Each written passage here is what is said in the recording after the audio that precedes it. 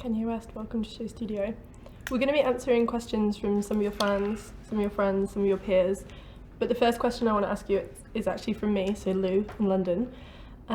You're one of the most famous men in the world, and I think everyone has an opinion on you, and I really noticed that as we were preparing for this interview. Everyone kind of thinks they know you, and I've watched quite a lot of your interviews recently, and you've really talked about this idea of not being heard. There's kind of an irony to that in a way, as you have such a big direct reach, but I got the sense you really felt like you were kind of not being listened to or being misunderstood. And I'm interested to get a sense of, do you think anyone fully understands Kanye West, or do you think you're very different to your public persona? But have you created that in some way? Yeah, I do think there's people who understand. They see it. It's like the same people who could see, could feel an earthquake coming on, or see a tsunami coming. And I think there's people who don't want to embrace what it really is. So they use their position of like class or snobbery or whatever comments they have to just try to always down things and to not really give it its just due or its just opportunity, and it's a form of discrimination. And most people don't understand who they are, so people's misunderstanding of me is a misunderstanding of themselves, that they don't understand. They're like, he's not being the projected version of himself. He's not being what he was taught by current society or taught by this lifetime. He's evoking something from another place, and this is unfamiliar, this is alien to us, and it's easier for us to shun it than to really try to dig deeper and find out more about it. And it's funny that so many people that are supposed to be like so super educated love to like just pick the lowest hanging fruit of the concept of like fame or celebrity as a way to diminish or take away the validation of what has been done up to this point, what's being done now, and what will be done in the future. Talking about kind of what you've done in the past and what you want to do in the future, a question that was submitted by one of your fans, Sam Hollis, he said, what do you consider your greatest contribution to music, but also your greatest contribution to creativity? Well, I'll answer the second one first. The greatest contribution to creativity is adding taking away the bullying, the like people who bully creative. Well, I'm sure that I've like bullied myself sometimes, but taking away people being able to bully you because you're creative. We're bullied and controlled by organizations and money, and the people with money are in power. And that's going to change after me and Kim's lifetime. It's going to go more back to when people used to philosophize and talk about proportions and shape and color and what we can do for the next generations. But right now it's all about what people can do to make the most money and how they can not cut creatives in on any profit and use creatives against themselves in a way. Like if they know that someone is a genius but not business smart, they take advantage of that. And so me constantly fighting that on the front line, I think is the greatest thing that I've like tried to open up so that creatives can be more empowered, because I believe the world can be saved or helped, and the world meaning us as human beings, our civilization, us as a race, as one race, can be helped through allowing people with motives with more positive motives and who see more colors than just green to help be at least a part of the conversation and be heard and listened to. The whole point, like not being heard, be heard and listened to. What was the first question? It was about your greatest contribution to music, but maybe you don't think like that anymore. Yeah, music, synthesis, just to synthesize, to take Mos Def and bring him to the studio with Jay-Z.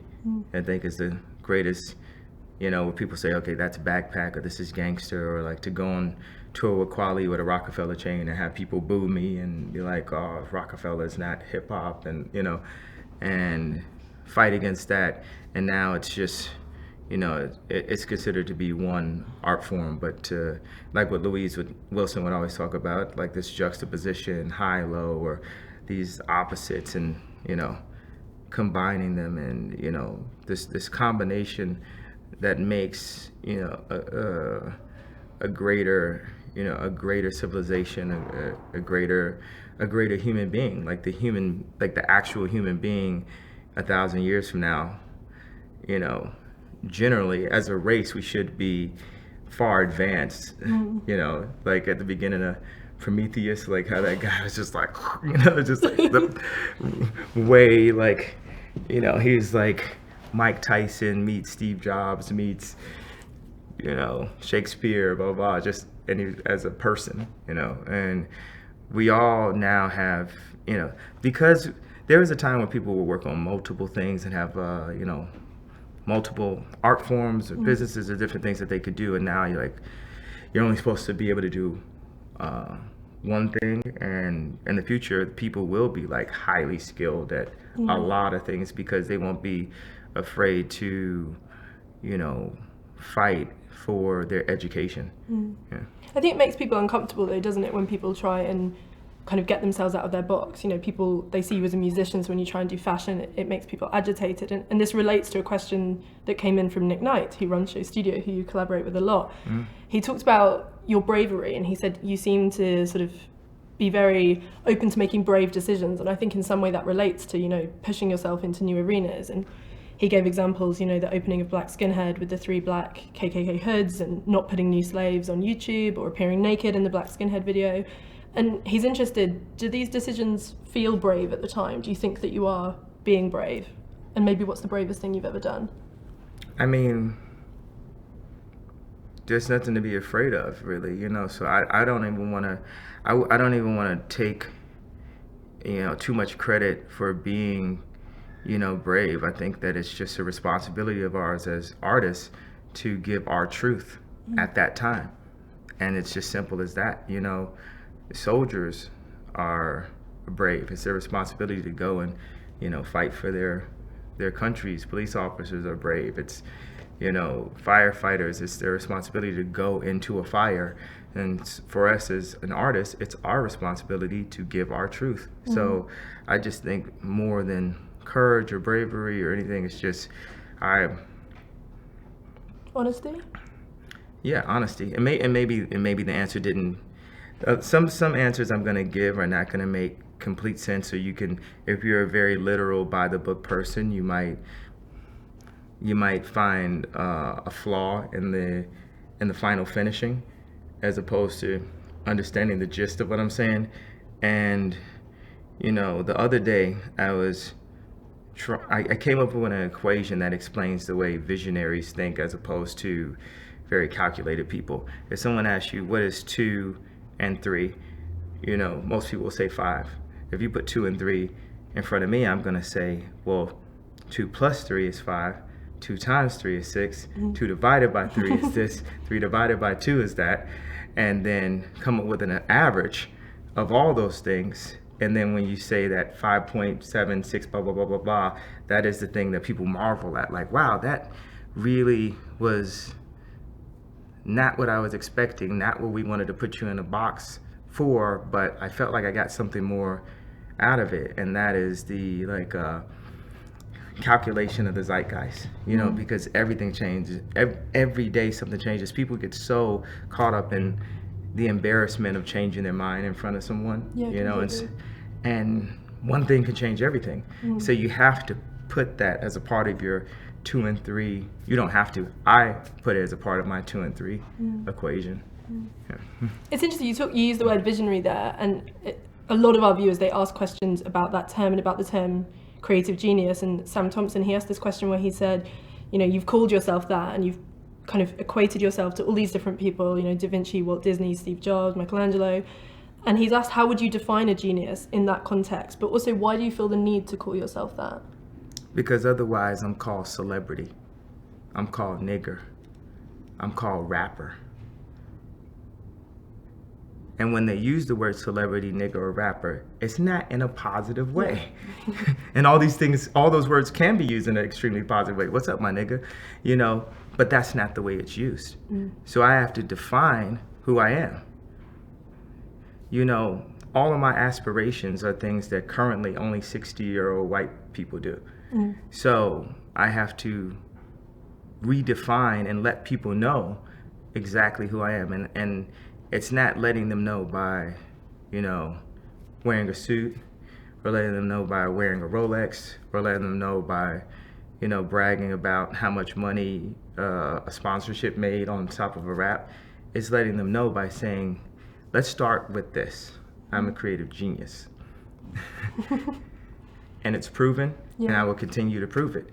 You know, when people try to take the piss out of me for clothing and this and that, you know, they never think about the fact that I never had the opportunity to be properly educated. And if given the means to be properly educated, or even given, you know, the proper support group, I would completely light the lights up. So, you know, we sell, you know, shoes that people want to line up for because we put love in them. We put heart in them. We want to make Christmas presents. We want to make something that people want so bad that it hurts them if they can't have it. It's not a just a financial opportunity there. Of course, you need finances, but it's a form of discrimination and racism, especially with, you know, blacks in fashion. And it literally, you know, it took me being Kanye West to get this far in fashion. Meaning, like, I was able to become a multimillionaire and invest in myself because no one else would have in a million years. I've got this one employee that's a black guy, and sometimes there'll be a piece of misinformation, you know, three weeks later he'll tell me something, and he says it kind of like with his voice down. And I remember being with my dad, and my dad was the type of dad that would be everybody's dad. A guy would come in and like want to sell some cookies, and my dad was a salesman also. So he'd say, excuse me, I got these cookies. And he'd say, yo, sir, pick your head up and explain to me what you want to say and what you want to sell. This guy, this employee, because blacks, especially in America, have been raised with a slave mentality, don't feel that they have the right to speak as loud as possible. And every time you hear a black person speaking as loud as possible, it's after somebody's gonna say, look at those niggas over there. So if you don't want to be called a name in a derogatory way, you'd rather put it in, what's people's favorite word to use for me? Humble. But if we go on iTunes right now, on your iPhone right now, just go to dictionary, you look up humble, 80% of the definition is negative. It's a controlling word. It's a way to control the masses and to control the sheep. Yeah, I think there's a level of reality to being nice, to being cordial to people.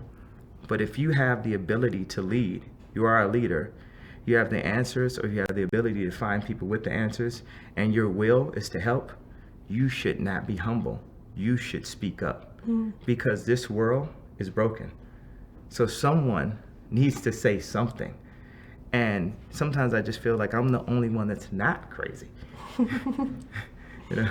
I want to ask you, it really relates to what you were just saying, and it's a question that kind of came in quite a lot, but it was posed particularly nicely by Aravind Sandran, who's 25, he's from London, and he said, do you think the resistance and criticisms to your work is being partly because you are a black man, and would your ideas and work be received differently if you were a white man?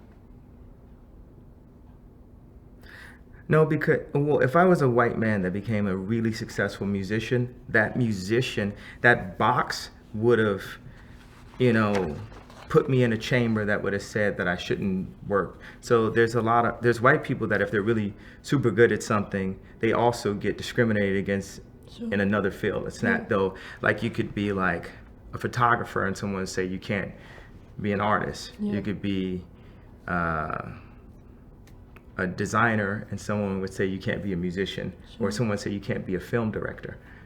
You know, so There's all type of, as far as like,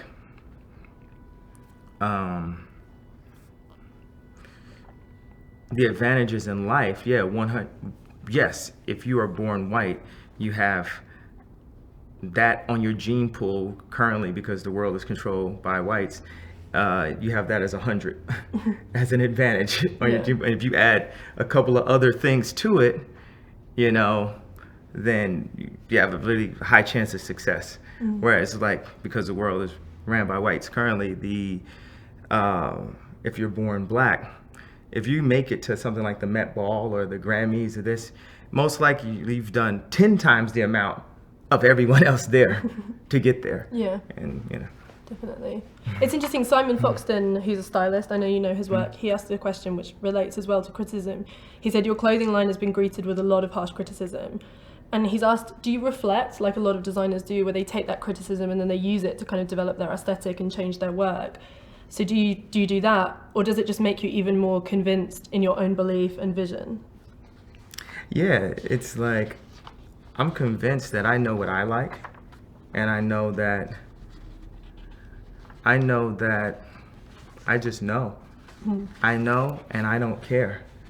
I don't care, because anyone that is criticizing, most likely, they saw the 350s and acted like they didn't like them because they're racist and they're discriminatory. But they're not only racist against black people, they discriminate against celebrity. They discriminate against people with multiple, like, art forms. They discriminate against this. Or they could say, oh, wait a second, that cut wasn't that good, blah, blah. But they do enough to throw a stab at, oh, that didn't fall the right way, or that wasn't styled the right way. But they didn't do the research on how difficult it was to one by one put together a design team and fight against the idea of celebrity, to get overcharged because you're a musician, or people feel like you have money, to get completely taxed by the fashion world.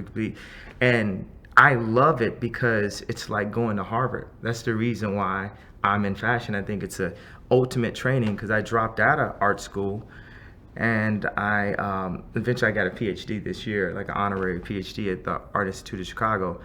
But I dropped out of that school, and I wanted to go back to the School of Hard Knocks. And right now I feel that, in all honesty, and I'm sure, whatever the fuck I'm going to say today, I'm going to say it, and I'm just going to fucking own it. And that's how I feel right now. If I feel differently in 3 years, I'll tell you how I feel. But right now, the highest art form is actually fashion. Interesting. And what's funny about that is people in art look down upon fashion designers as a whole. Yeah, it's like a class. It's like the highest, or where's architecture, blah, blah. But the most energy currently is around fashion, because with music, it's in question if, sometimes if a song is popular, if that person is really a good artist in that. Sure. And in fashion, for the most part, if someone's really popular, it's because it's agreed upon that they're an amazing artist, they're amazing at what they've done, and people do the history on what their background is. Did they intern for Christian Lacroix? Did they work at Margiela for a period? Did they find out what the history is and see if that person is making a connection to something that is current, is relative, that's in touch. And then fashion designers are superstars currently too. So it's just, it feels like hip hop felt to me in the 90s. Because it's like me, I'm a hip hop artist, but why are you going over to why are you going to the fashion world? I mean, it's just a really interesting art form. It's simply, there are like amazing, it's just different. It's just a different art form. Every business is art. The way you talk to people is art. An interview can be an art. Everything is a form of art. And I appreciate the critics, because when I see like the collection I just did, and when I used the stretch French terry that I found in Japan, and I use on-market canvas, like heavyweight canvas and I put it in my color palette and I see 64 different tones come down together, you know, I've created like a moving expressionist painting, and that satisfies me. So if someone wants to go up to a Monet and say, this dot wasn't Louis Vuitton level, it'd be like, what do you mean? It's all an expressionist painting. Like, by the way, you know, we die in, you know, 80 years, 60 years, 50 years, you know, we will die, but on that day I lived. Do you think people didn't understand some of it? A question that came in from Natalie Woe, she said, and it goes back to what you were talking about with your dad, she said your dad was in the Black Panthers and your last collection did have a very political undertone. It was very much about racism. And do you... Wait a second, is that a white person that said that? I don't know her ethnicity. I think it's racist. Her name, I think it's racist when white people assume that when a black person uses color, that it's a political statement. So were you not making a political statement? No, it was a painting. It's beautiful colors. Okay, that's interesting. You know, it's like people say, and this was a statement. That statement is not going to stop the murders in Chicago. That's not going to stop the murders. That statement is not going to, you know, help people get jobs. That statement is not going to take guns out of their hands in Atlanta. That statement is not going to stop, you know, Zimmerman from fucking bragging about, you know. So it's such a thing. Like, I had this one stylist come up to me, and Virgil was standing next to me and said, you need to watch out for him. He's taking your place. And I was like, oh, the one spot for the black guy at the dinner table in fashion? That place? Is that what you're talking about? So, you know, the assumption that, you know, my artistic expression of clothing has something to do with race or politics, a more politically correct term, ironically, for racism, is racist in itself. I think a lot of fashion designers do see their work as political, so maybe that's why, in a way, the fact people see your work in some way as, you know, political or about kind of social issues, perhaps it's a compliment. They want to read something into your work because they think that it has depth and it matters, but it doesn't seem like you see it like that. Like McQueen's work, for example, people saw it as political. Yeah, I'm not gonna take any. I'm not gonna let anyone score points on me.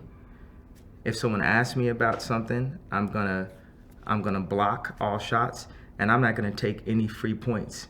I'm not gonna have someone say, "Oh, I heard, you know, you knocked that guy out like 2 weeks ago, and blah, this happened," and I'll be like, "Oh yeah, that happened." No.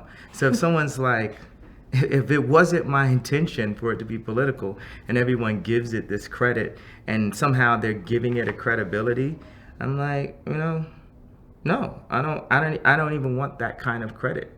That's interesting.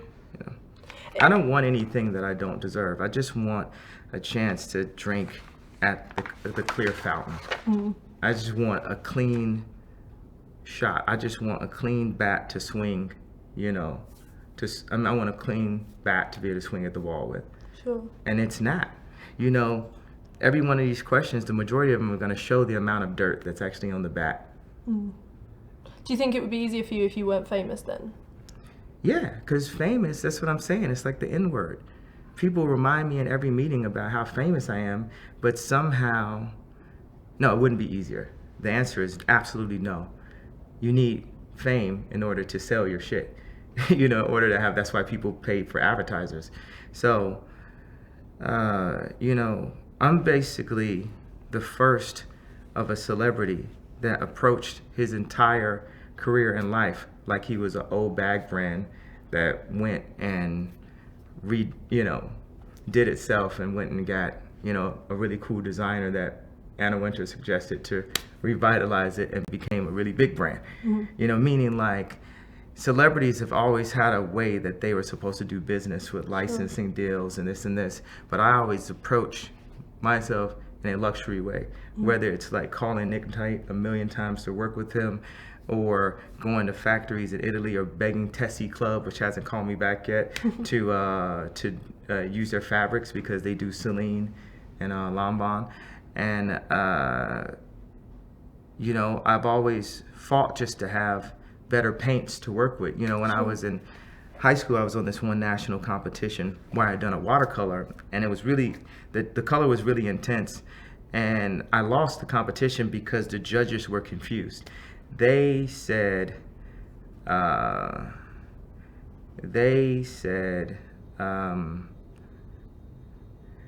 either it's not really watercolor because the paint was too thick, or I used watercolor in the wrong way.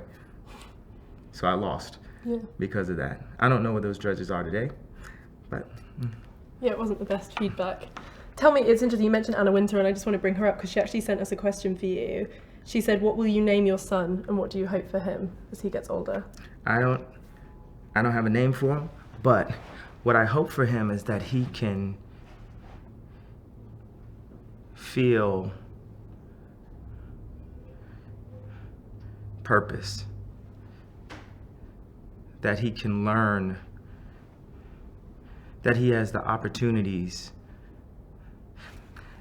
The other night I was driving in Paris, and I saw these 3 like high school kids running top speed, and I didn't know if they were chasing a guy or what. And then once they got up to the street, it was a bus right there pulling off, and they're like beating on the side of the bus. And I looked at the time, I was like, oh, it's like 1 a.m., so that might be the last bus of the night.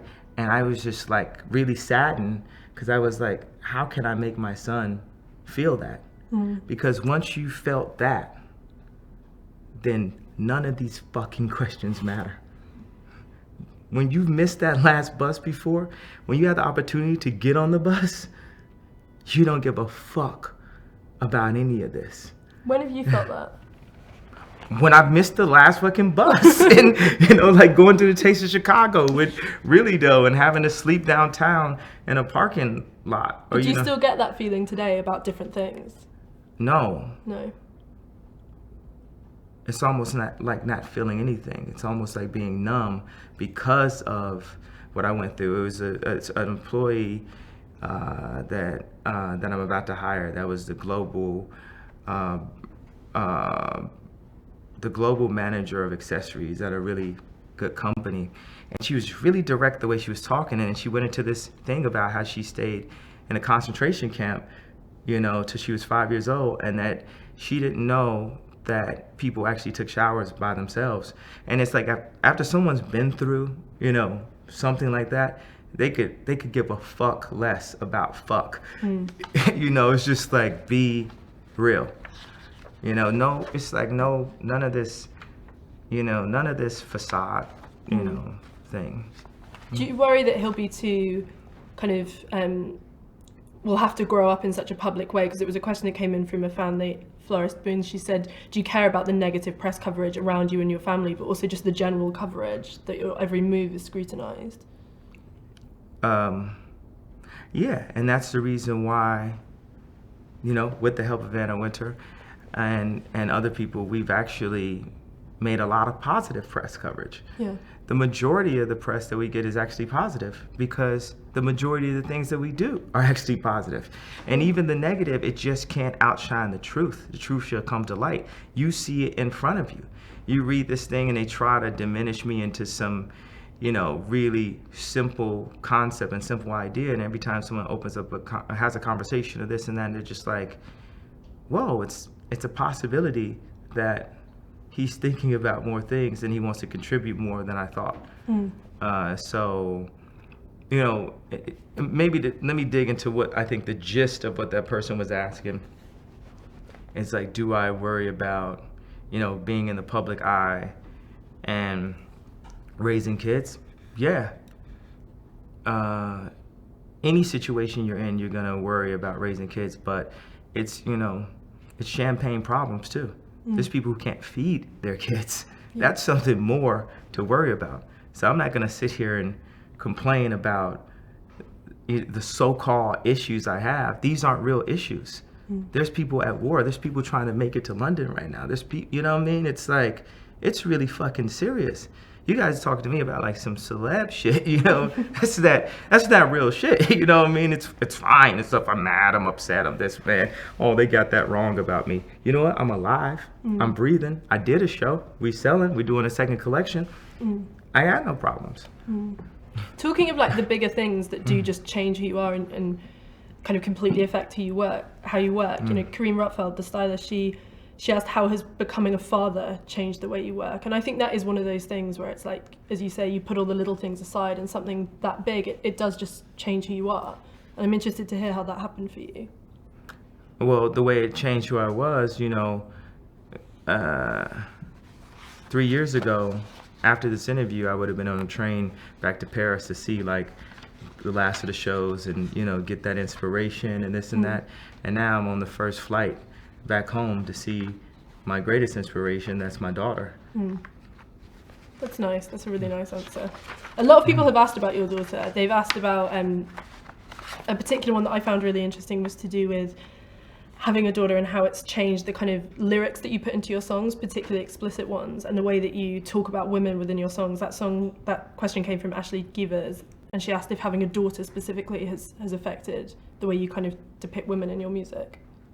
Having a family, period, has completely made me rethink the way I rap. You know, because there's, you know, people extend their brand for a long time. There's true moments of genius, and then there's just moments of kind of looking through the archives and placing shit together. Like people, so many people rate, you know, Dark Fantasy is like one of the best albums, and Yeezus and 808s are so much better and stronger. Dark Fantasy is me almost like an apology record. Like Power was the least progressive song that I ever had as a first single. And it was like this, me going back and spending 6, you know, months, dedicated months. It was like over 2 years that it took to release the album, but 6 dedicated months, and kind of piecing together what people liked about me to make an entire bouquet that they loved, that was the most listenable, that was the least challenging, that was that, and blah, blah, blah. And people want to talk about how much they love that, like it was Thanksgiving dinner. And, you know, how long has Thanksgiving dinner been cooked for? And it's great. You don't want anybody to change anything on Thanksgiving dinner. But, you know, you take 808s or Yeezus, where these albums got completely, you know, panned when they came out. And then you see how they end up influencing things. So it's that balance of doing something that's sort of just gives you a blanket of, you know, comfortability for the listeners and for yourself, that you can, you know, go on tour and do this and walk around and everybody, you know, thinks it's so great and they're really happy you did something that they like. And then you got the times where you have to just, you know, give them what you see as your future, give them your innovation. And having a family that gives you more motivation to do that, to be more true to yourself. No. That just comes from you. I just love my family. That's so nice. That's really, really nice. A question I want to ask is just going a little bit back to the fashion thing. Sorry, we got a lot of questions. Someone said, you talked kind of just wanting to be given a shot, and you talked about, you know, just wanting to be able to kind of have your opportunity. And a guy called Jeremy Mullins, he said, do you actually believe that one day you'll be respected and regarded as one of the greatest of all time in fashion in exactly the same way you are in music? Of course. I'm Michelangelo. Of course. There's a time when, you know, when Michelangelo, I'm sure there were people who were sculpting better than him. Yeah. But he made David. So as far as that question goes, is there a time where he can go on the internet and find a shoe that people want more than my shoes? Well, go fuck yourself then if it isn't. And don't ask me no stupid shit like that again. With the love. Do you ever experience self-doubt? No. Never? No. Even when you were little? No. No, okay, good to know. One thing that came in a lot from a lot of people, and you're probably bored of talking about this, but they picked up on that quote about sort of your fashion being available to everybody, and they really want to know like what that means, but also when that will happen, because obviously price point really relates to that. I'm not H&M. I don't have giant factories. Yeah. Like, what do you, you know, like, you know, how can I get the price point to where I need to be if I'm like, you know,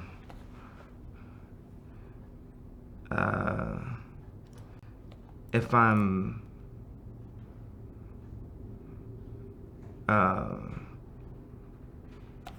you know, if I'm running an 8-person design team. So what did you mean when you said that comment? I'm saying it's going to take time to get there. Sure. This is what I'm saying. If you don't have the right tools, Yeah, this completely. is the question that everybody needs to ask. It's like, if you had the Celine Dion design team and the Nike design studio and the Zara factory, could you do everything that you thought you could do? And what would everyone's answer be to that? Yes. But if you don't have that Celine outerwear person and that factory, and you don't have the entire, or like just the entire Adidas studio, let me be politically correct, and you don't have the, you know, the marketing team, and you don't have the sales team, you can only do what you can do, and we're doing a lot with what we have. What we have is the highest level of communication that has ever happened in human existence. Explain more of that to me. My wife. She's like MTV and NBC and blah, blah, blah, all this combined. #1 Instagram follower, you know, I mean, #1 on Instagram. And then the entire family. And then you have me and my entire music family. So basically, there is no ad you could put in any magazine that could somehow add up to any one of me or my friends or my family just walking on the street and getting photographed. That is the fucking reality of 2015, people. Yeah. Does that make it easier to care less about critics? Because, as you say, you know, it doesn't really matter what they say. Like, the percentage of people that will engage with that is a fraction of the percentage of people that will see, like, one Instagram post from Kim, for example. Yeah, you know, it's just with the, you know, I mean, what can I say about them? You know, I appreciate everyone's opinion, but I refuse to have a lesser opinion about myself. That's a really good way of putting it. One question which I liked and I just found interesting, it came from Cameron Canty, he's 18 from Texas, and he said, what specifically do you feel like fashion is missing that you can bring?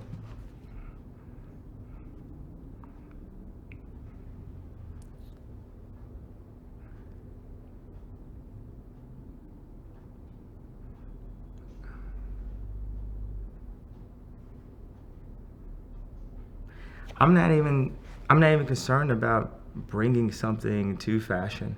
Okay. You know, I just want to be 5 years old. You know, when I was 5 years old, I picked out my outfit for kindergarten. I would go to, you know, a discount furry. My mom would bring me to a discount furry, and I would keep grabbing furs and say, "What about this, Mom? What about this one?" And they would always be too expensive. The ones I liked when I was 5. So I just want to be 5 years old. I love clothes before I knew a fuck about the fashion world. And I can't let the fashion world jade anything or try to give me a reason of purpose or lack of purpose or acceptance or lack of acceptance or anything to just who I am. When I was 5, when my grandfather had a store in Oklahoma, and he would go to the flea market and hustle to get, you know, the best prices, and, you know, he'd go and redo people's furniture, and, you know, he's a carpenter also, and he took that store and he was able to raise a family in a time where, you know, the schools were still segregated, and he named my mother Donda in 1949. He named her Donda, like he was predicting the future. in 1949 and put himself in a situation where he was 13. His father put 15 cents in his hand and told him he was out of there. And he raised himself in a situation to be able to put my mother into college to the point where she got a PhD and became the first black female chair of Chicago State University. And then had a son that she then named Kanye, which meant the only one, that would go on to combat every form of thought and tradition that the media had presented up to that point. So tell me about other people's opinions again. I want to ask about your family, because you know, you mentioned your dad during this interview, you just mentioned your granddad, you mentioned your mom. Like, is it your family that have had the biggest impact on your creativity and your sense of self and what you produce? Or were there other influences? You know, when I interview a lot of fashion designers here, they talk about like particular moments. They talk about, you know, like reading a certain magazine or seeing a certain designer, but it feels like all of your creativity comes from kind of your sense of self, which obviously came from your family. Maybe it didn't. Maybe correct me if I'm wrong. No, I can't say where my creativity came from. I was just like blessed to be talented. I would say that came from God. Yeah. My ability to give a fuck about somebody's opinion came from my family. My ability to fight for my creativity came from my family. And I'm sure there's people going to take like that Michelangelo comment I said earlier, and they'll take offense to that and just be like, whoa, he still won't stop, right? And let me just explain the justification for that, the proof of that. Ask any musician,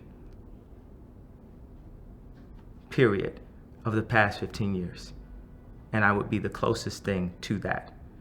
Those were sonic paintings.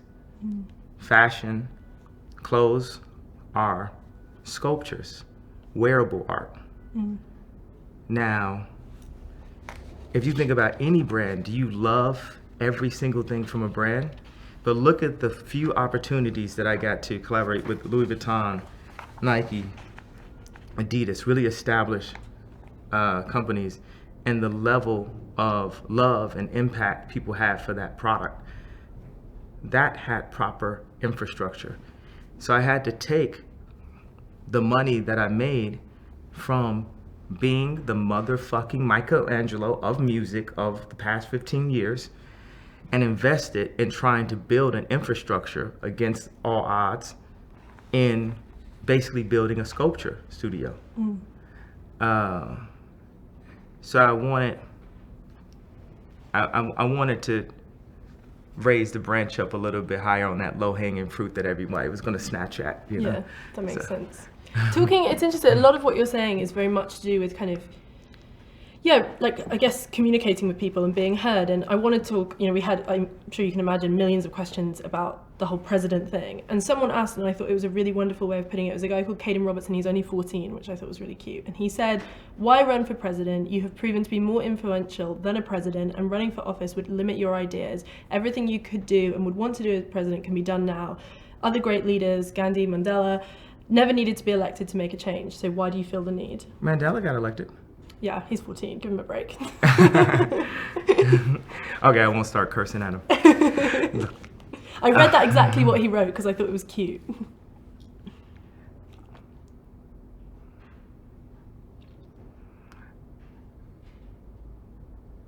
Certain things that I'm compelled to do in life, or I don't feel the need to find justification for them.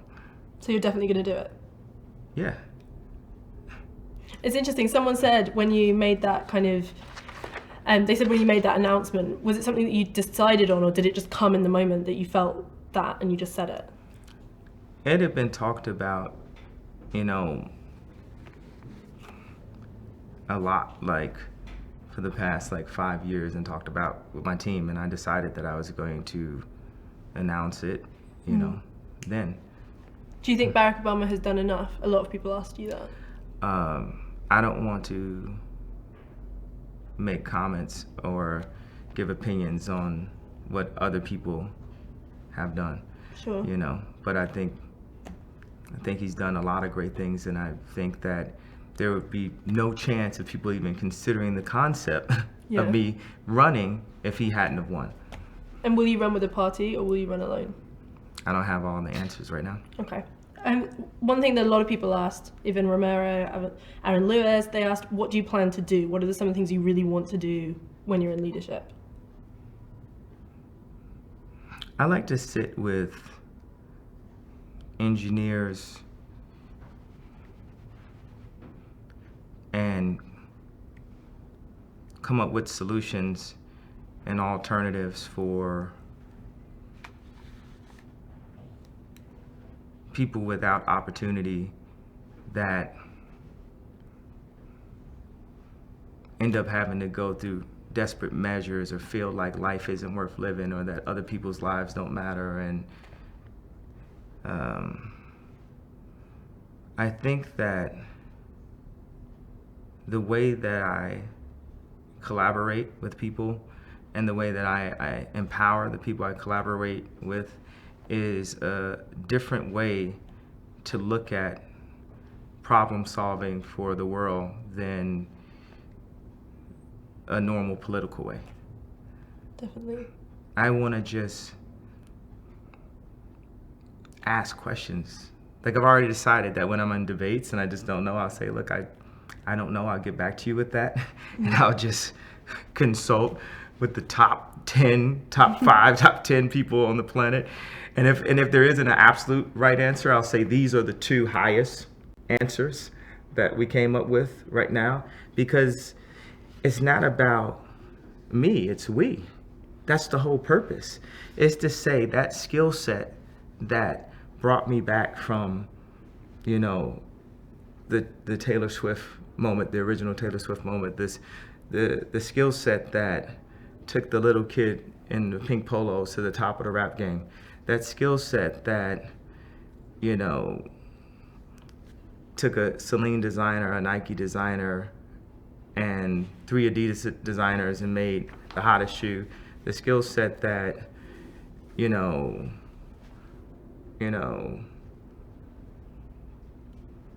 brought my wife to the cover of Vogue. You know, like all of these,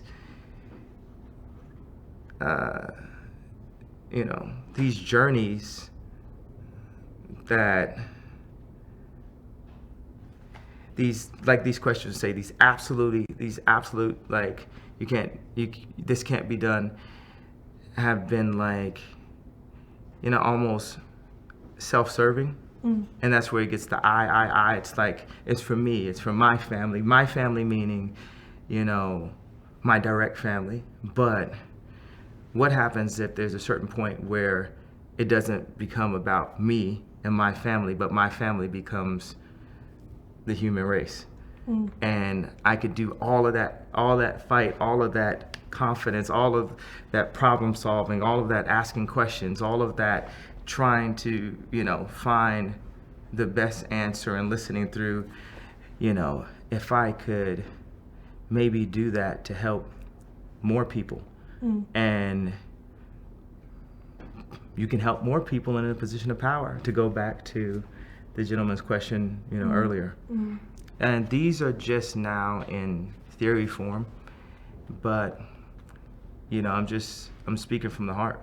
A few people correlated kind of the president run with your lyrics, and particularly the lyric about no one man should have all that power. And it's interesting, you just said to me there, you know, you can change your mind, you can be wrong about things. And do you sometimes feel that, like, your own ideas have changed so much in the kind of years that you've been working? Of course, because you get new information. Yeah, okay, that's interesting. Does it frustrate you then when because people are inevitably going to draw a parallel between that lyric and the fact you're going to run for president? That's not frustrating. There were some things earlier that were frustrating to me because they're just so backhanded, this, that, blah, blah, blah, ignorant, in the, you know, approach, and not really embracing. Don't shoot the messenger. Yeah, no, it's not the messenger. But no one's being like, man, I know I saw people line up for 3 days for your shoes, but one day will you be respected as a designer? I designed that shoe, didn't I? Yeah. And then see somebody else's shoes getting lined up for. So I think that there's a lot of 14-year-old, 15-year-old, 25-year-old, 35-year-old people who respect me as a designer. Just to go back to, whose question was that again that said that? Just so we can really point his name out so we can get like some tweets on it. Respect it. It was Jeremy Mullins. He's only 19. He's from Florida. Okay, cool. Well, since he was only 19, you'll be nice. Yeah. He can make mistakes. Yeah. One question that I do want to ask is from Bobby Gillespie from Primal Scream, and it relates to what you were talking about the human race. And he said, I met you at a dinner in Paris with Ricardo Tisci, and we had a really great talk, and one thing stuck in my mind. You said that you felt that there was a new form of racism called class, and no one was talking about it. And he said, I found that interesting because I come from a radical background. My father is a Marxist, and you told me your parents were also radicals. Can you explain to me more what you mean about that? And is that something that you want to explore further? Yeah, it's class is education, you know, and people not having the opportunity to be educated. The biggest thing that made me the uncontrollable, whatever things are, just simply by being educated. Simply by being educated made me uncontrollable. But it's not that I needed to be controlled. I need to be helped. I need to be supported. I don't wish negative on anyone. I want, positive for everyone. I want everyone to win. I don't want to even be in a competition with anyone. I just want people to be the best thems and live the happiest lives possible. And if you keep information and opportunity away from people, certain people, a group of people, then it's destined that they'll stay at a lower class. And what's interesting about the combination of that and being American, because I find I found sometimes when I've had a design studio in London before, and I find that because of the way the government is set up, this is the queen and this is that, and people wouldn't have the opportunity to say they'll run for being 100% queen. Yeah. Whatever. I'm gonna run for queen. That from birth is, and then you couldn't be president of the States because you're not a United States citizen. So it's like, I mean, it sort of like circumcises your dreams from day one in a way. Whereas like America is like a land of opportunity where people can climb their way up through the class system. But to be truly honored as a black person in what is, a class of society, the final house in the suburban community with the white picket fence, and to be looked at as an equal is still, something. It's a lot of mixed kids away. It's a lot of mixed kids away from that. But the world is mixing. Period. So in 1,000 years, the world might just be completely what would be known as black currently, but it would just be a new race. Yeah, except for people whose main goal and focus at that time is to keep the purity of separatism. But I just don't see. I see the future as people being mixed. Like, I think that other races are really attracted to each other and always have been, because I believe that we're meant to. But I think that we're taught to not. Like, I was taught to never, bring a white girl home when I was 8 years old. But I liked white girls. I like black girls too, but I also like white girls. But it was like it was such a taboo. And then I'm sure, like I said in the Tyler song, I know they told their daughters don't bring home Jerome. And I'll tell you firsthand from my single days that white women do like black guys. I'll tell you that.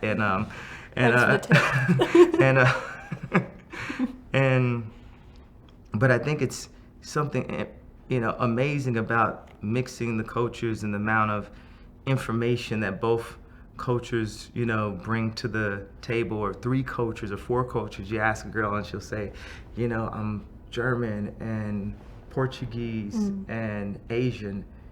Just when I gave you that right now, what do you picture in your mind? Guys, there's probably guys are like, oh shit, I need to meet this German, Portuguese, Asian girl right now. You already picture someone beautiful by just by me naming different races together and having the idea that a woman is saying that she's mixed with these, you picture automatically someone beautiful. It's interesting. A lot of people asked about your kind of vision for the world and what you'd like it to be like, and it seems like that mixing of ethnicities and cultures is the most important thing to you. I'm not telling people who they should sleep with. I'm just I'm just giving me quite clear advice. You were like, white girls like black guys, Lou. I can see it. Oh no, I wasn't. I just you know, I'm just zoning on what I feel today. I'm interested in the focus you just put on education, though, because a question that came in from a few people was, do you feel like if you hadn't dropped out, you would be where you are? Because I think it's also important, education is important, but maybe that ability to opt out of the system is also important. I think I would be further and more dangerous. Do you? That's really interesting. Yes, education is important.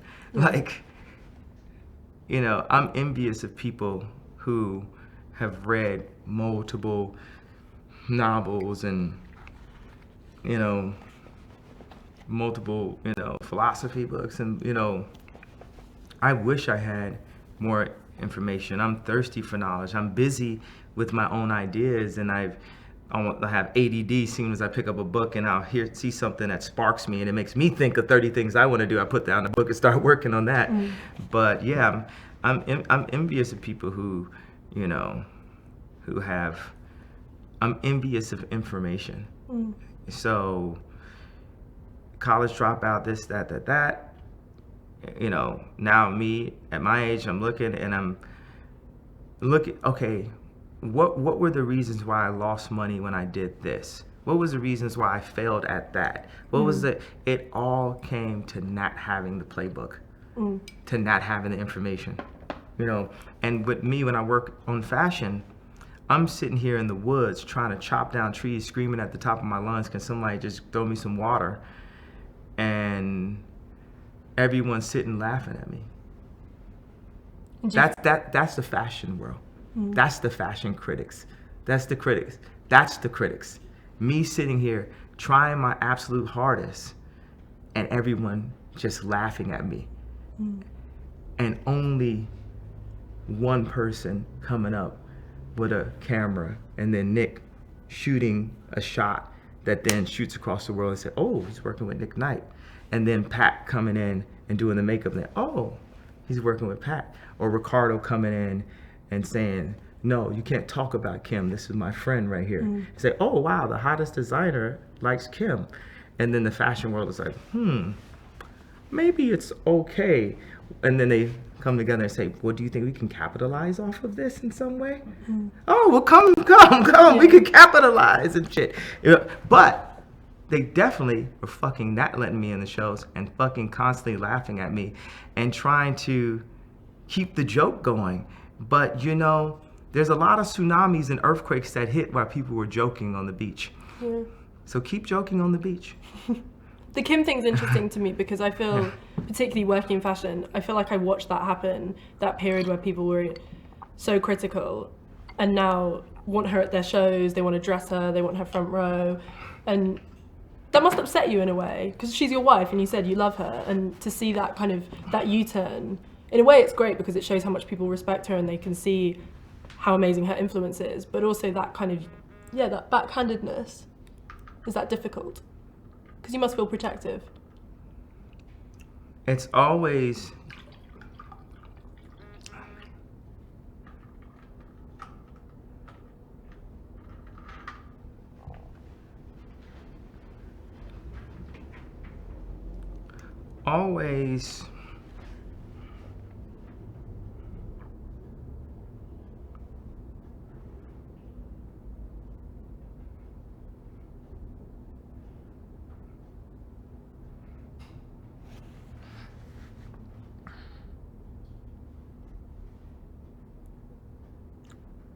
it's better now than it was. And I feel happy about that. That's nice. That's really nice. One thing, we talked a lot about tolerance during this interview, and I find that really interesting. And a question came in that stood out because it was the only person that asked it. It's a guy called Phoenix.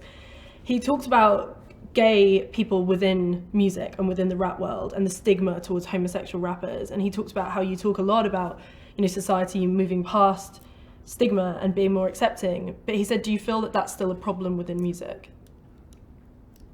Yeah, it's funny. Isn't it so funny how just the culture of different art forms is so different? Where it's like, I felt that I got discriminated against in fashion also for not being gay. Yeah.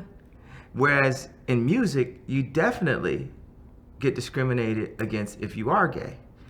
And it definitely, it takes,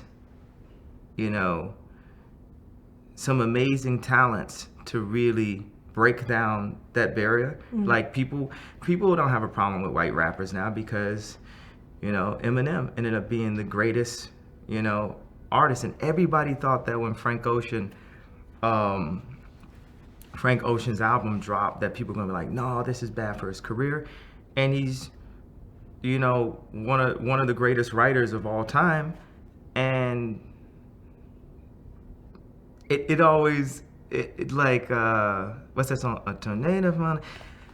And I feel like it's so cliche to speak about him particularly related to this subject, but there always are the people who broke the ground, and I think he's the one that broke the ground, because it's just, people don't give a fuck. They love his music so much. It's, the people who break the stereotypes that make history. But I just thought it was interesting to kind of point that out about the fashion world and the music world, and how just culturally it's reverse discriminations. No, that is really interesting. Talking about breaking ground, a question that came in from one of your kind of friends, it's from Willow Perron. He said, how did you feel when you heard that your stepfather was going to transition and become a woman? The first thing I did think about is I thought about, like black radio host, maybe possibly making jokes about it, because the black culture is generally so homophobic, and they're just, just news cycles are just constantly, they're just trying to find like some news and some interesting things, like this rapper has this, transgender person in his family, and,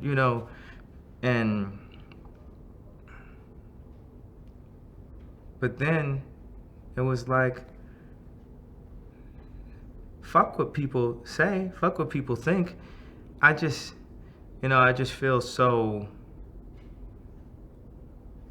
I feel proud to be in a family that has, so many people breaking ground for the generations to come. I just feel it's like, whoa, it's like reality show. Like, that's so fucking new of an art form. To the point where they, it's like my wife and her family should have had plenty of Emmys by now. But reality shows are considered to be like rap was when the Mondrian wouldn't let Run DMC and motherfucking Will Smith stay there because they were rappers.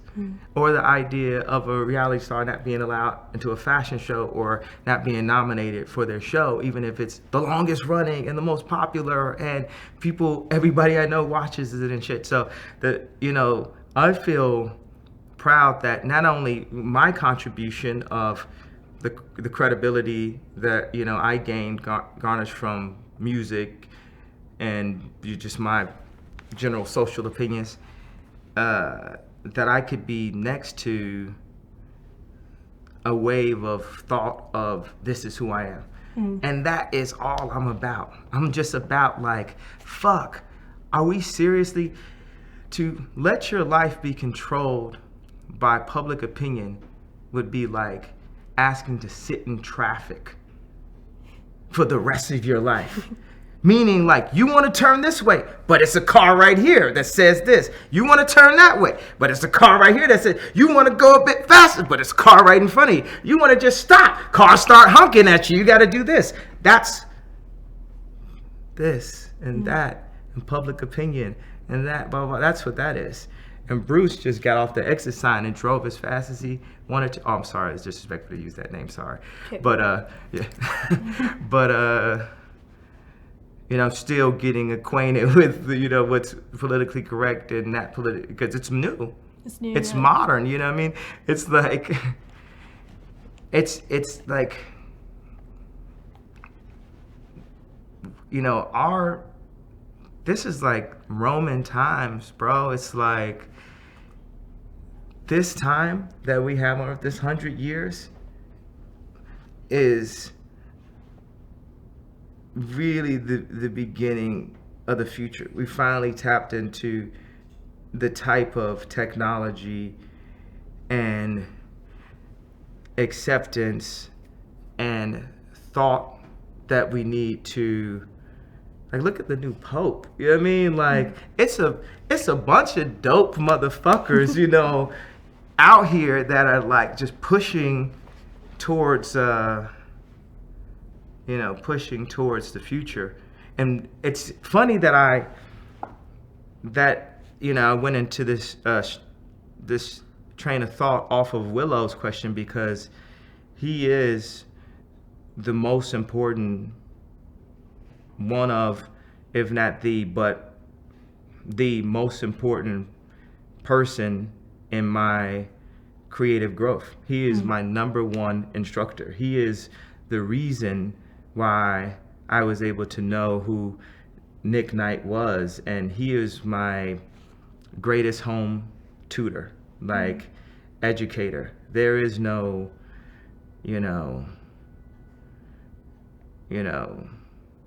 and as I said, I felt like I had the spark of me, but Mike Tyson needed a custom model.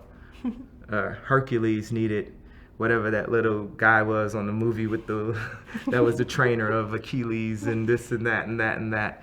And like, he is my greatest cultural coach, as far as Helvetica fonts go, as far, and operatic stages, and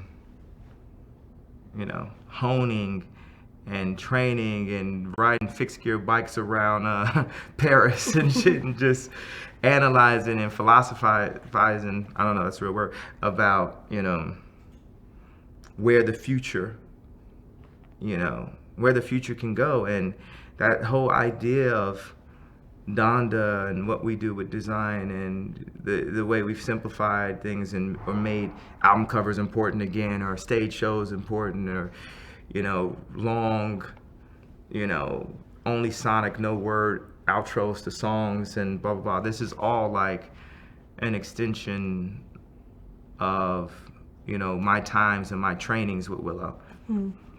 I think some of the things you said there were really beautiful. It was lovely. One of the things I'm going to get killed if I don't ask, like hundreds of people ask this, I'm not going to name all their names. Next album, when's it actually coming? Tell us about the name. What are you trying to communicate with it? Why Swish? Well, as I said when I first said that name, I wasn't sure if I was going to keep that name, but I just felt like I didn't want to walk around with the name "So Help Me God," for the amount of time that I was working on the album. So you're going to change it from Swish? I don't know, but I just felt that was like a little bit. It's like a heavy backpack to carry. Yeah, I can imagine. So Swish just like kind of lightened the load, so I could let it be whatever I wanted to be. So I could just work on the painting and find something. Which actually, me and Nick today, he just showed me a piece, and I'm not gonna say, the idea, but I just was really inspired by some things. And you can find the purpose through a painting, through a video, through a conversation, through a sunset, through a really tragic headline, and it's like I was making collecting these vibes and just things that I liked, but the album had no purpose, and it's finding something that's like, wait a second, okay, it can go to something like this. It could be, I always wanted to do this. Okay, this would be the reason why I do that. Like, I did Cruel Summer because I wanted to shoot surround vision I had this idea, and for people out there that don't know what surround vision is, I was performing with Jay-Z one night on Watch the Throne, and I was just looking at how the whole audience was experienced in the performance, and I, looked up. I thought of this theater experience where there's a screen above us, below us, to the left of us, completely peripheral, to the right of us, and 3 screens in front of us. And then we made this gyroscope system and put iPhones on it and just kind of recorded some kids running across the street. And you saw them on this side, then you saw them in front of you, then you saw them on that side. You heard them, because we had the multiple speaker system. You saw the ground below you, you saw the sky above you. And then 2 weeks later, we went to Qatar and shot a film. And my idea, because I couldn't get money from the movie houses, I said, I went to Def Jam and said, look, I'll just do an album, and the whole point was to get the budget. And I was thinking, well, this should be easy. I've got all these rappers on my record label and blah blah blah. Then I end up having to rap on fucking 7 songs and taking a while to finish the album. And it still has a lot of amazing songs. And the idea was that I wanted to do an album that's more commercial on purpose. I want to show that I can make just outright radio songs, because before that it was 808s and it was dark fantasy, it was all the shit that was very heavy.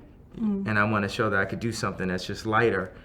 But I gave you this whole example just to say that the reason that I did the, album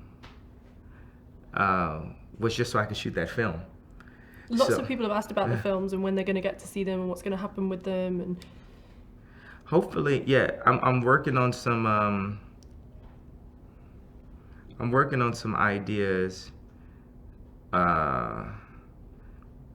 on how to be able to bring it back. I don't want to make an announcement yet of when I think I'm bringing Cruel Summer back, but we're working on something right now. Soon? I don't want to make a... Okay. One thing that came in a lot, and I think people were concerned, they said, it was Yuval Goldman, 18, he's from Israel. He said in a lot of your last interviews, you focus so much more on fashion than on music, and I guess we've done that in this interview. And he said it seems like your album's being delayed because you're working so much on your clothing lines. Is fashion your main passion instead of music? You kind of said at the start it's the most exciting art form. But he said, does music not excite you in the way it did a few years ago? No, it doesn't excite me like when I heard Wu-Tang, Of course it doesn't excite me like that, or it doesn't excite me like when I was using auto-tune, for my first time. Not the first time it was used, but for my first time. No, it wasn't my first time, because I did it on College Dropout too, but it was, there were things to prove. There were purposes. There was, Lauryn Hill and Dead Prez, and there was this idea of mixing, this kind of messaging meets the hotness of Rockefeller, and proving that, that this was a possible thing. I am an inventor. I'm an innovator. It's fine for other people to proliferate on an idea, but I get excited by ideas, not by responsibility. So sometimes when I'm even writing a rap, it starts to feel like a big responsibility. And if you look at Andre 3000, that's considered top 5 by a lot of people, greatest rappers of all time. The majority of the time, he actually only had to write 1 verse. Yeah. So as far as doing 3 verses and this and that,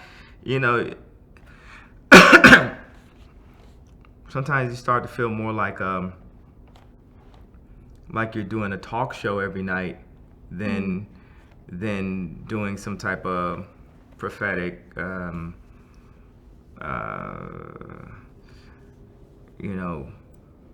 every 2-year speech. I think I believe that there's raps that I had that meant everything, and I believe that there's certain raps that were just hot, and there's something that meant something about just hearing something that was hot. But So I'm not going to say it meant nothing, but it meant nothing, for lack of a better way to describe it, you know? And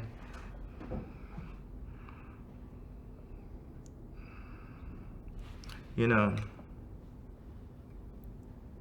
people could want so many things out of you, and you don't want to let people down, and you want to, and because of like Michelangelo comments and things like, you want to deliver genius, you want to prove, you know, people wrong, you want to prove people right that are fighting for you. And sometimes creatively, because I'm held to task by, you know, the highest critics of every genre of art, I feel like I'm one of those guys that, you know, hundreds of years ago, they would steal something, and their form of death would be to be tied to 4 horses, that they whip all the horses at the same time, and they pull their arms out of the sockets each way. It's a horrible vision. That's how it feels when I'm getting pressure from all the different angles sometimes. It feels like my arms are getting, and my legs are all getting pulled out of my body at the same time. So there's no chance that album you're working on now will be your last, just to stop a bit of that pressure? Well, I never call out what would be the last, or call out what would spark more inspiration. You know, because I do hear I will like think of a philosophy or think of something I want to say and say, this would be a really great opening line. Or I do think of, maybe I want to abstract the way you even hear rap. Like, it's a lot of people who liked All Day, the original, better than the one that eventually got released. And that was so much more like a freestyle, but it left things really open, which felt more like later Picasso works. Oh, yes, as you guys know, I think I'm Picasso also. So, or the closest thing to. So, equal, lesser, equal, or maybe even better. So,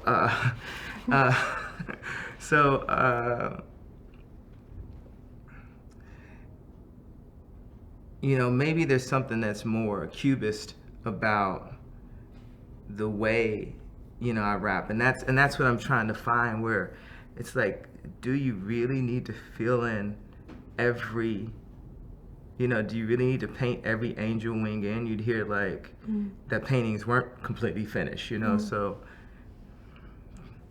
yeah, it's interesting you say a lot of this, because a question came in that I thought was so smart. And here's another thing, there's a lot of things, the majority of the things that are popular now, and excuse me if this is just this is going to be a really just truthful, straightforward statement. The majority of things that are popular now are really directly based on something that I've done over the past 10 years. You can pinpoint it, you know, like that was that album, or that was that song, or that was that. No, I think it's amazing. I think I had a purpose, you know. That was my purpose, to innovate. That's what I'm trying to say. So if you hear something that sounds similar to something that I've done before, that is an extension of a new album for me. That's interesting. So a lot of the people who you talk about that you kind of really admire, or who you think are really talented, do you often see yourself in the work that they're making? Yeah, completely. You know. So people you've talked about like working with, or you've cited in your conversations, you know, Drake, Young Thug, all these different people, do you see that in their work? I'm not trying to specify, you know, people, but I do feel, I just feel what I just said. I feel like it's like there is a lot of influence, and you can almost pinpoint the moments when things happen. But also, I was heavily influenced by Radiohead and James Brown and Coldplay and Jay Dilla and Jay-Z and Tribe and Pharcyde and Dr. Dre or Quincy Jones or Teddy Riley. So all of that was in my work too. Something someone asked that I thought was really smart, and you kind of hinted at it. They've talked about with your lyrical process, this is a question came from Grant Tyler. He said, with your lyrical process, is it important to you that the listener completely understands explicitly what you're saying, like with each line, or is it better that they just take the abstract emotional gist of the song? I thought it was a really smart question. It totally related to what I said earlier. Yeah, exactly. About finding, I think the abstraction. I wrote this thing down the other day. I said, I hope my words don't get in the way of. Don't see. I'm about to. Ironically, this is exactly what's going to happen. I hope my words don't get in the way of your meaning. How I feel. Yeah, my meaning. Yeah. I hope the words don't get in the way of what I mean. Mm. But words, fuck. It's an extremely powerful tool that can be. So I do. I just like abstracted music. I like to listen to Coltrane and say, this is amazing. I feel an era of that, I feel a rise of that possibly coming. Like after so many words, it's just like, okay. Yeah. That's interesting. A lot of people have, obviously, you'll know this from knowing your fans, but a lot of people really relate to specific words. And there was a question that came in from a guy called Carl Swigan, and he said that he listened a lot to particular aspects of your music, and he talks about suffering from anxiety and post-traumatic stress disorder, and he talks about listening to I Feel Like That, and he said your music has gotten me through a lot. And then he asked what gets you through similar things, because maybe it's your own music, but he talks about when you're feeling anxious or you're feeling down or you're feeling depressed, like what do you turn to? Because a lot of your fans, they will turn to your music, but I'm wondering what you have. I just talk to my wife. What did you do before that? Talk to my wife. I just or talk to my would-be wife. Or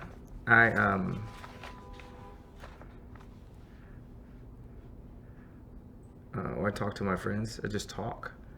I talk. I get really explicit, with the way that I feel at that time, and I'm extremely open. That way I can, sweat the anxiety out. I open up the pores and sweat the anxiety out, or sweat what I'm worried about, or say, what are we doing? If this is a game or this is a war, how many soldiers did we just lose? What can we do differently to win, and to win extremely, to prove everyone wrong. And I appreciate naysayers. I appreciate non-believers, because also sometimes it's weird for me when people do believe in me. Like someone come up to me and be like, man, I believe you're like Basquiat, or people say stuff like that to me, and I'll just be like, wait a second, only I can say that about myself. Yeah. That's a question actually that someone asked about the pressure you feel on yourself, because things like, I am God, or that sense of you being like, this divine power, and they said, does that scare you? Does it freak you out? Because a lot of people wrote in and they said lovely things like his music's got me through the hardest time, like he stopped me from committing suicide, he stopped me from fucking up my life. But you must feel a sense of like pressure from that when people treat you like you are this kind of like God to them. Yeah. The reason why I made the song I Am a God is so those people that feel less than can turn it up and say it loud and embrace it for themselves, that God is inside of all of us. It wasn't about specifically me. It was about us as a race, that we are an extension of God, that we all have God inside of us. That's interesting. One question that came in a lot was if you could give yourself advice now to when you were dropping out of college at that point, what advice would you give? Well, it kind of related to what we were saying earlier when you asked about if I think I'd be in a better place if I,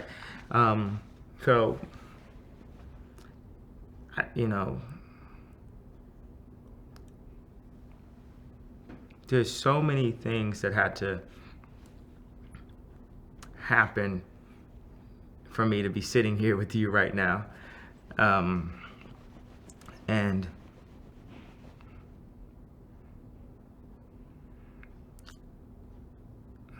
it wouldn't be truthful for me to give a statement as arrogant as I wouldn't change a thing. Because when I sit on a long flight to Paris, all I do is wallow in the things that I wish I could have changed, and things I would have tweaked and been like, Like what? So as far as the college thing, you know, I don't seem to wallow on that much. But if you ask me the straightforward question about it, I'd say, you know, it'd be like, the more education, the better. The more you know. Well, sometimes you can know too much, especially if you don't have the opportunity to do things, and it can drive you crazy. And that's a bit of what the Yeezus period was like. Okay. To know that I was simply not succeeding due to lack of resource, due to lack of assistance. And to have shown so many times that you had an ability, but for people to doubt your ability because you're not playing your position, the position that they want you to play. You're not tall enough to be center or something like that. So that's it.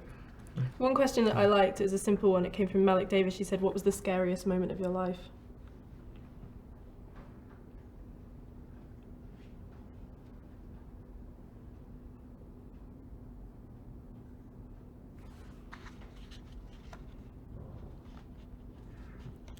And probably my car accident. You know, a lot of times I try to find answers that are like, I wouldn't have expected that. But yeah, that was pretty scary. Yeah. And tell me, Rebecca Carrington, she said, you talk about luxury and about the only luxury we have being time. And she said, what do you spend most of your time doing? Working on luxury. Nah. That was good, I like that. No, but that probably is it. I do spend the majority of my time working on my goals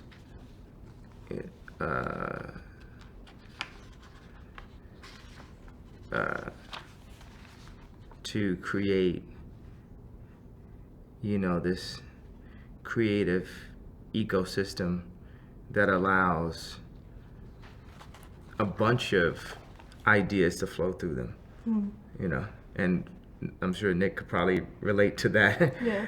Because it's like, do you spend the most time in photography? Do you spend that? Like, no, I probably spend the most time on trying to create something that allows me to create everything. Yeah. Thinking about kind of improving the world, one question that made me laugh, it came from Boris Johnson, who's the mayor of London, which we were very excited about. He said he's very happy to have you in our city, but he said, what would you do to make London better?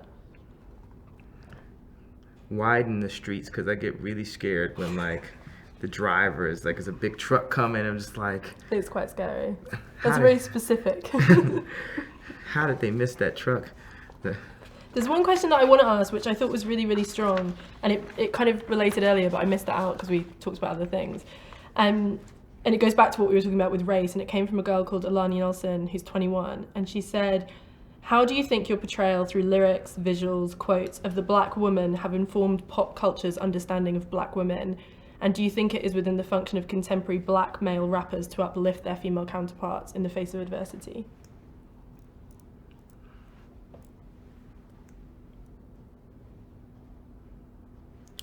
Well, I definitely think generally rap is misogynistic, and it's just a part of, you know, it's not saying it's just like justifying it, the culture. So I definitely think that I've said, bitch, get out the car in some of my lyrics and stuff like that.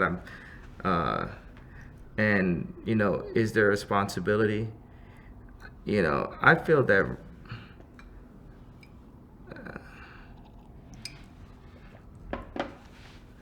I feel like rap, you know, for the 20 years that I've like studied it, it's only as a whole, culturally as a whole, it's only responsible to trend. So the only way that specifically what she's talking about would be heard more as if it was more in style. Meaning rap is a communication of trend. It's a communication of the way people are in real life. It's a communication of like what someone just said to their girlfriend on the phone, or argument they just had, or something positive that just happened. And what I've noticed is,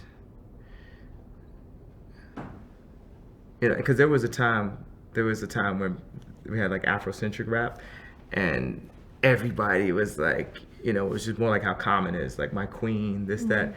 Like you haven't even heard the queen and word queen in so long in that context.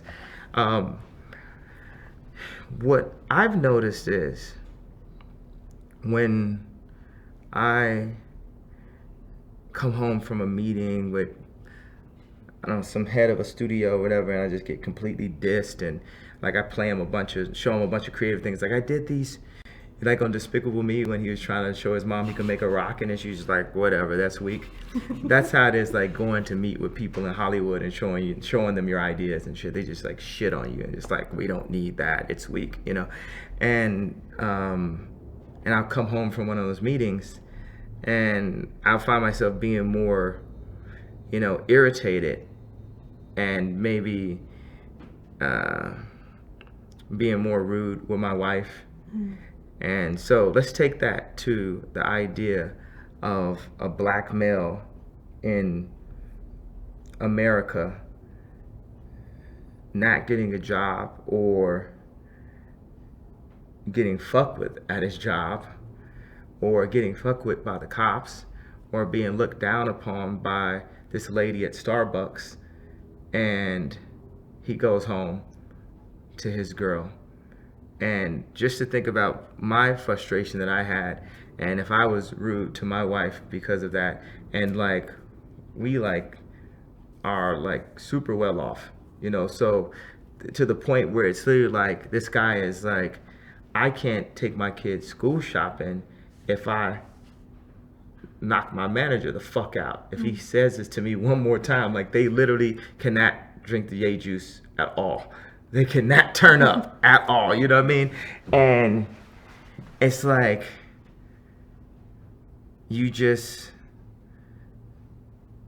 you scream at the person that's close to you, the closest to you. And this song that Chief Keef put out that I sang the chorus on is, I was singing no one, and saying I scream at you because I can't scream at nobody else.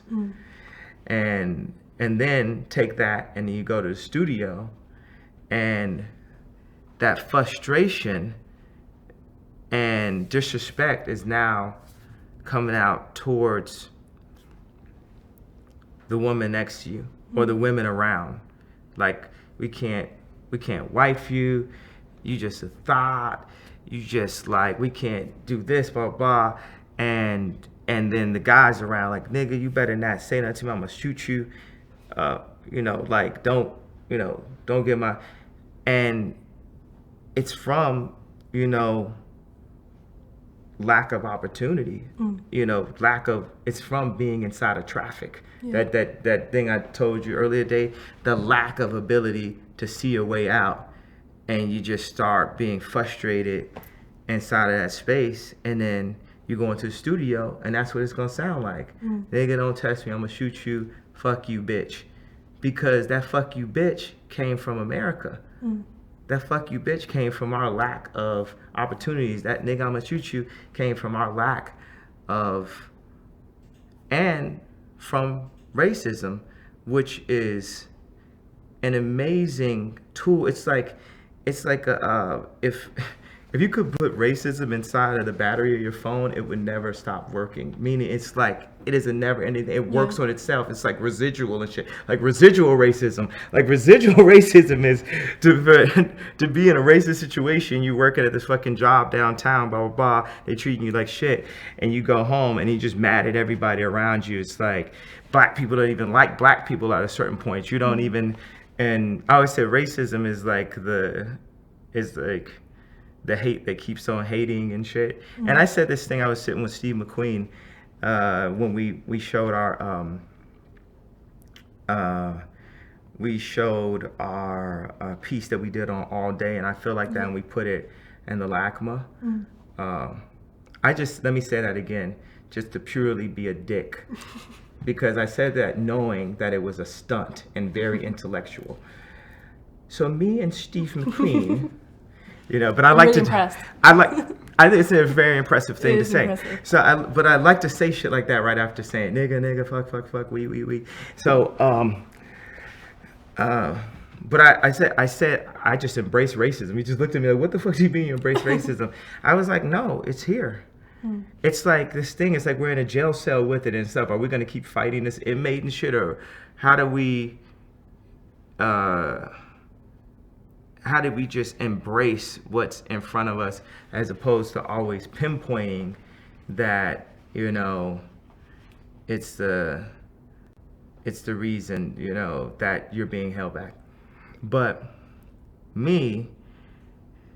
I realized in order to truly be one of the greatest artists and one of the most remembered artists, I'm gonna go to art. I'm gonna get off the social subject and I'm gonna switch more into the art and fashion context again. Is that same assistance that I begged for and I saw and I got frustrated for, the fact that I'm starting to do it without some of that assistance is what makes it truly historical and what demands the respect. And that's the reason why even in the beginning, when there was like an olive branch of, I say an intellectual olive branch of your show had more meaning than just being an oversized sweatshirt. I refused that intellectual, get that fucking branch out of my face.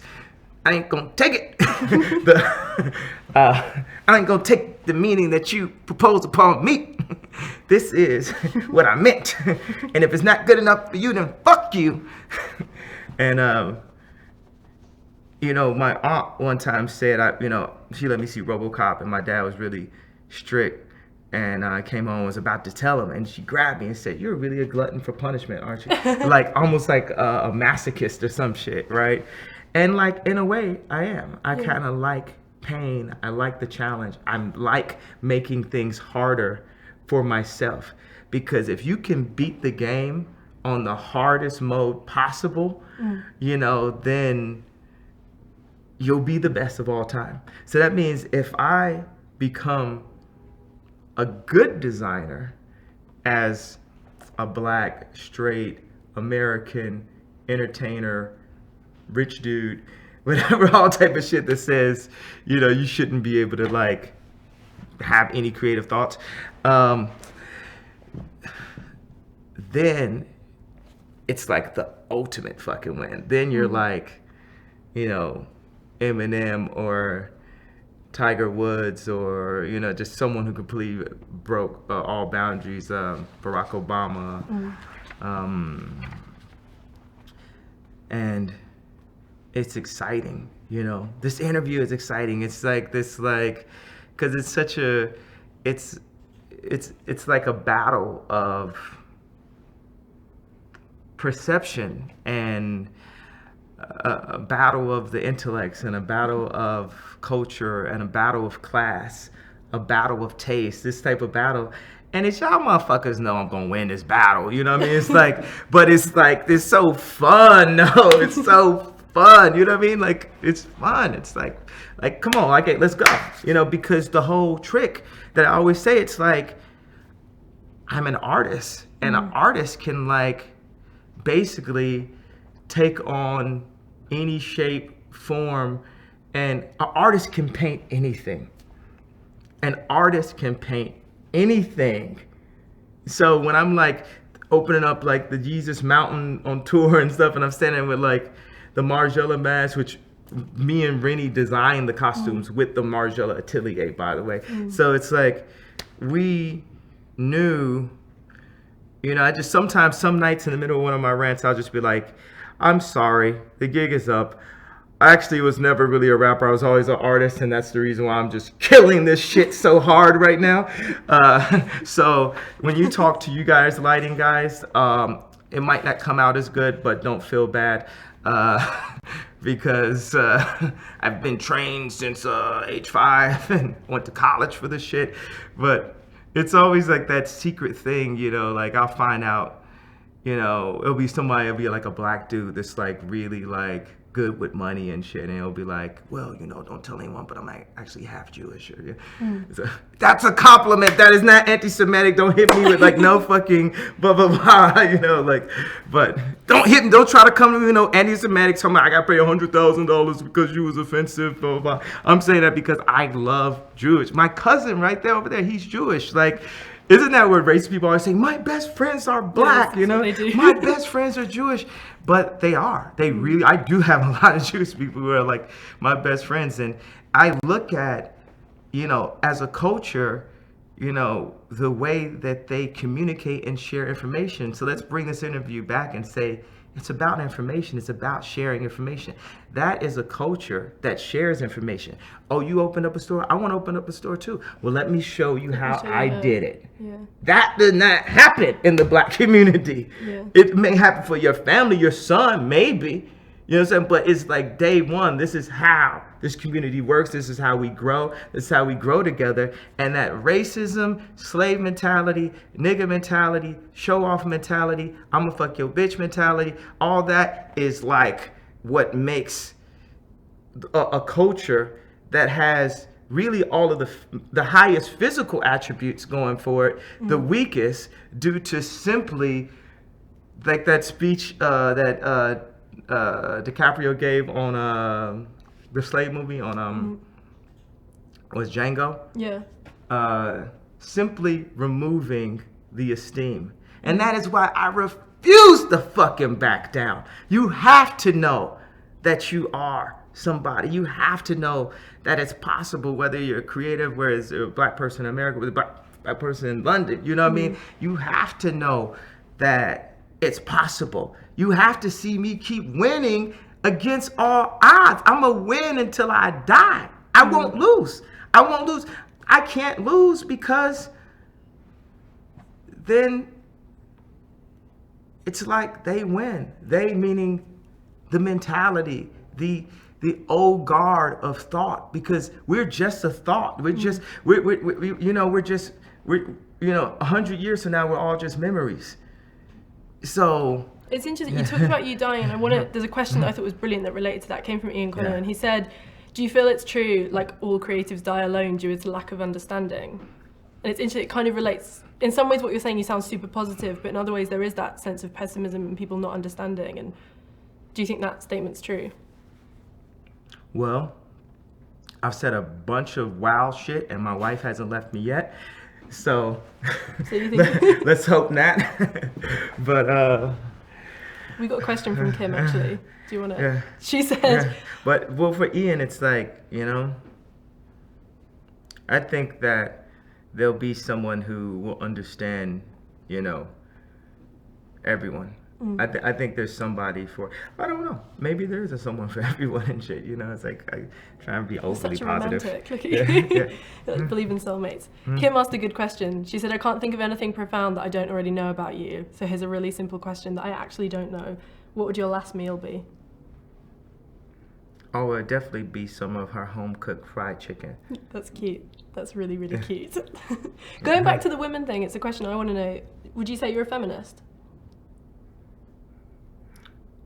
I think I'm a humanist. Is that a party? Kind of. But yeah, I mean, come on. It's like I was raised, you know, like so many, like, you know, black kids in America. I was raised, you know, majority by my mom. My dad was around, and I would see him in the summers and the springtime. But I think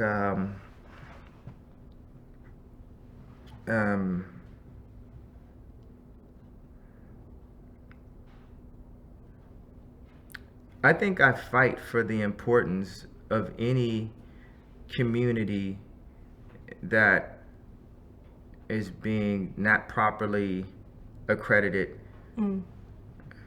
just period, of anything. Yeah. If anyone is just sort of just anyone, and this is the thing, I love, like, I'm trying to, this statement is going to sound kind of gay, but I'm just going to say it. I love older white men, you know, like, but basically if you're not an older white man, you don't run shit. You know what I mean? Like, so it's always like going to be a slight, you know, bit more of a fight, you know, or a lot more of a fight for anyone that isn't an older white man, you know, period. And so, and I like to speak on behalf of, you know, people without a voice. And sometimes that could be a creative, sometimes that could be a woman, sometimes that could be a man turning into a woman. It could be like anything. Yeah, it could. My dad, you know, 5 years ago would live in a homeless shelter to just counsel with, you know, ex drug addicts. And, you know, he really cares about people. It's like soon as he went to, I don't want to say he's living right now because he don't want extra attention. And say he moved for a reason to give her the attention. But as soon as he got there, it was all about like, how can we improve the water here? How can we improve, you know, the education system? I just met, you know, this girl, she's in this situation with her family, this and that. What can we do to improve this? That's all he cared about, is caring about people. So there's something where it's like, I live my life, I got to be a rock star, a rapper, this, that. And then at a certain point, it's that moment where you just look at, and you just see people dying and being on top of their roof, and you just look at the camera and you just say, George Bush doesn't care about, you know, you just, and that's like my dad, and that's my mom, you know, inside of me. Like, I'll go to a football game and I'll be looking at the game and I'll watch the score, and then I look at the human score, meaning like the 50,000 people there, and start to zone in and think like, where did this person come from? What did they go through? They parked here. What type of job they have? What brought us all here today? What are their interests? It's like sometimes I just really, you know, that part of my dad comes out of me that starts to get really intrigued with who people are. So even when I design, you know, I am going to make the apple of clothing. I don't think it's a purpose of saying you want to do it, because affirming it, you know, it's obvious I want to also, but want is like this like little politically correct way to word your future accomplishments. You're going to do it. Yeah, like this one guy was like super snobby with me at a fashion dinner, of course. And I explained to him that there was a time when people said I couldn't rap. And he asked me, oh, so is this what you hope to do in clothing? And I was like, I don't hope, I execute. Like with the backhanded smack and shit, you hope. So as far as apparel goes, I will make the apple of apparel. And the apple of apparel isn't high street, it isn't fast fashion. It isn't a $9,000 sweatshirt. It's the thing that you want to keep for the rest of your life. And that takes just looking at human beings. Sometimes you present things, people don't even know that they want it yet. People don't know. Like I could show you 2 photographs. I'll show you a really well-known designer that's the highest respected, this, blah, blah, blah, blah, blah, that I like pulled as a reference to proportion, because they had like this kind of like silk jacket, almost looked like the lining fabric or something. This lining fabric rolled up, had, if I describe it too well, they'll know what I'm talking about. I want to say the person's name, but it had like denim on denim and like a sock on the shoe and different things like that. It was after I did my sock shoe, and it wasn't Belmont either. So, but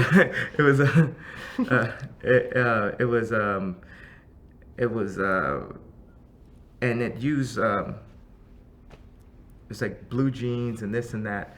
And then I had a photo that I had just done, and the guy had like an olive jacket on cotton self-line, a tank top that I can't even, the color, probably I couldn't even describe it, but it was somewhere almost an orange, but really like subtle between like a brown and orange, and the shorts are like some beautiful like light brown with a bit of gray in it, and the guy was black that the clothes were on. And everyone who I show those two images together, now the one image, you even know who the designer is, and it's top 5 designers in the game. And you see this image right here, and I'm like, between, and people always pick this one because of the colors, and people don't even understand how important color is as an opinion in clothing. You know, give a fuck if I got any of the cuts right on the last collection.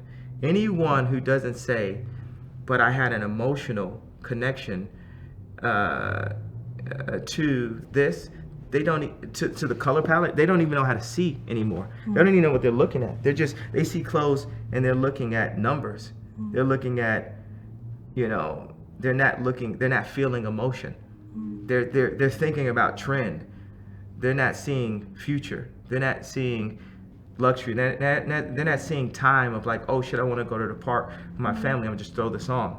They're not thinking about like that. That's what I want to do, is present something that gives people some of their time back, because it works together like Legos, and you just throw it on. And I'm not saying that I like mastered it by season 2, for Christ's sake, you know, you didn't still learning. Yeah, you watch the Throne of Dark Fantasy like on my second mixtape and shit, you know, but the theory is there, and only I can do it. Only I care about it that much. Only I have the exact 2 and 3 code in my head. Meaning, like, I could say it out loud. I could say, oh, this Army surplus, but look at how far we jumped from Army surplus in the second season. So just think about where we'll be by season 3.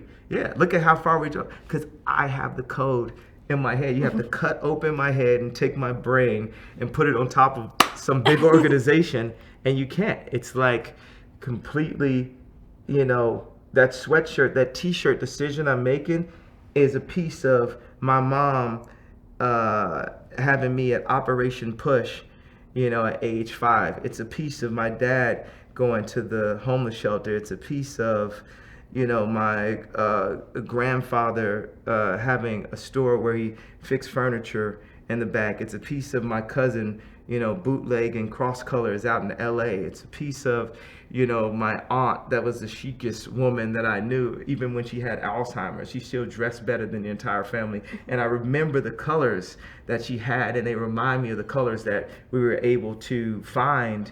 We were able to start to find and like penetrate this concept by the second season without being held back by, you know, the fabrics that were available. So you have to do all black and this and that. They only have a navy, blah, blah. Like, I don't use blue, you know. I don't like, it bugs me out. Like, even I sometimes Kim Jones still. said I should ask you about the color blue. Kim Jones from Louis Vuitton. Okay. Yeah, so, yeah. You hate it. Yeah, I hate the color blue. When I, you know, on this collection, Catherine Hamnett was like emailing me about how I had to have blue jeans and I had to need to have a white shirt and this and that, blah, blah. And I was like, I guess, you know, I could see how I would need that. But like I said, I like to make it hard for myself by just doing what I want to do. I want to pick up on that, and I'm conscious of your time, so this is the last question. You say you like to make things hard for yourself, and you're so driven, I can see that, and you're so passionate. And this is the last question, it comes from me. You're obviously ambitious and you're driven. Are you happy? So happy. And I'm happy for the normal reasons to be happy, because I married the woman of my dreams, and I have a beautiful daughter, and so many beautiful people around me, and my cousins and families in different states, and so many loving people. I have a son on the way, and you know, I have, you know, a lot of life ahead of me, and I have the opportunity to be completely rogue and to, you know, be able to support myself being who I am exactly. And now I've even opened up a whole new place to create by being able to do apparel, and then going in and doing film, and being able to take those horses that at one point were pulling in all these different directions and pulling my arms out of my socket, and re-aim them in one direction and have the most powerful, 4 horses like running towards you, that tsunami about to hit, that earthquake about to come in. It's some people who might not see it, and for the people who don't see it and don't understand what's about to happen, certain people aren't visionaries, certain people aren't early adopters, certain people are just followers. So I take it that the most negative reaction are from the followers. Kanye, thank you. It's a pleasure. All right, cool. Thank you.